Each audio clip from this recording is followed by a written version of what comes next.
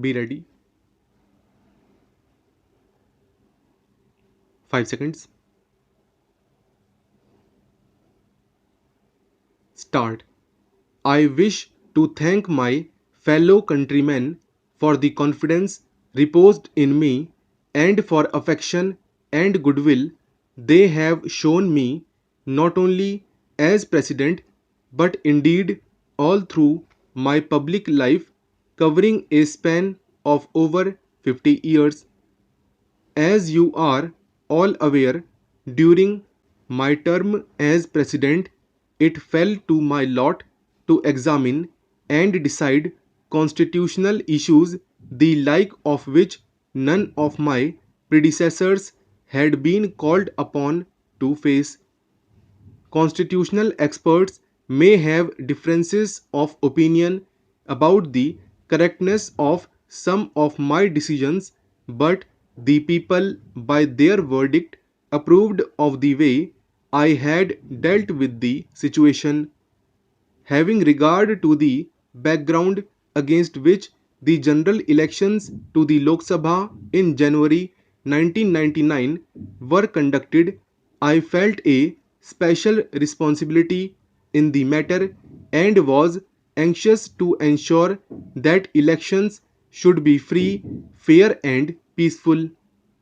It gave me immense satisfaction that the governments at the center and in the states and administration at all levels, both in the center and in the states, ensured that the elections conducted were as free and fair as were earlier.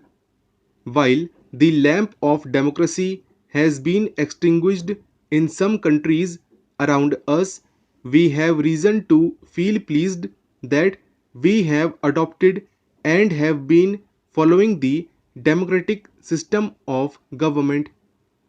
Our people have made it clear beyond doubt that they will not accept abrogation or abridgment in human rights and freedom and have shown their clear preference for the democratic system. Democratic form of government is rule by reason and by persuasion. We should always endeavor to arrive at as much of consent as possible. The voice of the minority and the voice of the opposition, which too represents a sizable section of the people, should be heard and given all possible consideration. The opposition, on its part, has to be reasonable and constructive in its approach. Whichever party may be in power, there must be an opposition that can expose the mistakes and misdeeds of the ruling party so that the latter, at any moment of providing an alternative to the party in power, is the only safeguard against misrule.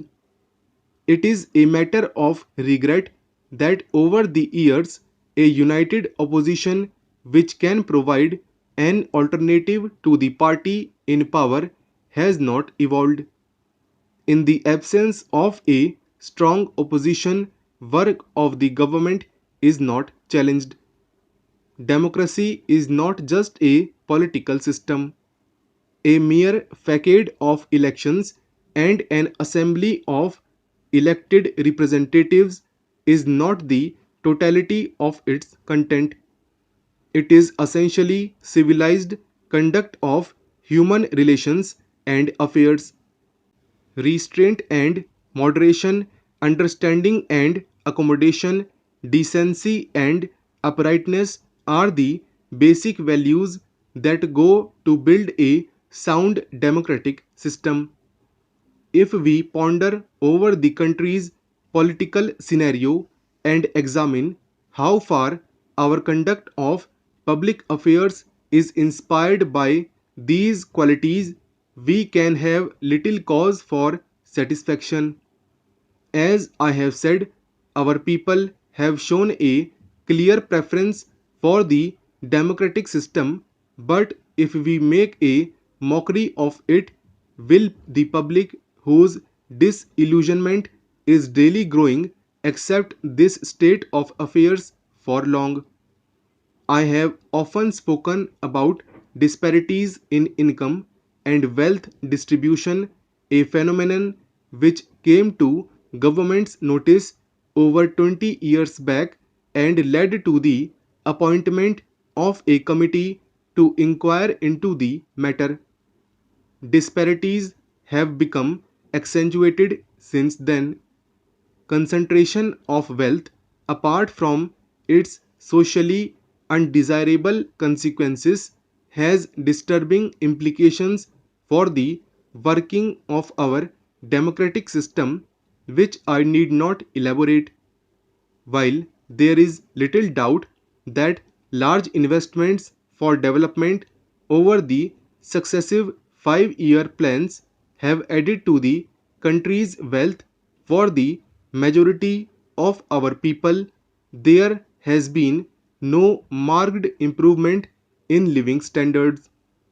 Per capita availability of essential commodities has been fluctuating and has not shown any significant improvement. Per capita income at current prices has been increasing, but at constant prices there has been little improvement. That the cost of living has relentlessly been going up is borne out by the government's own action in increasing the rates of dearness allowance twice or thrice in the course of a year. I am not unaware of our many achievements since attainment of independence. Near self-sufficiency in the matter of food, large industrial capacity in capital, intermediate and consumer goods, enormous improvement in transport, power and other basic requisites, rapid strides in science and technology, including such sophisticated areas as nuclear power and space technology, are creditable achievements.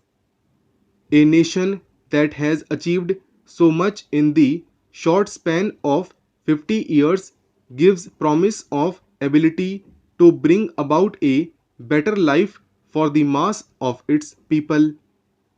Critical examination of the investments already made with a view to maximizing the benefits from the time and priorities to be followed hereafter need to be undertaken so that there may be visible improvement in the living condition of the poor. Above all, we must realize that positions of power and authority are places of public held in that spirit only.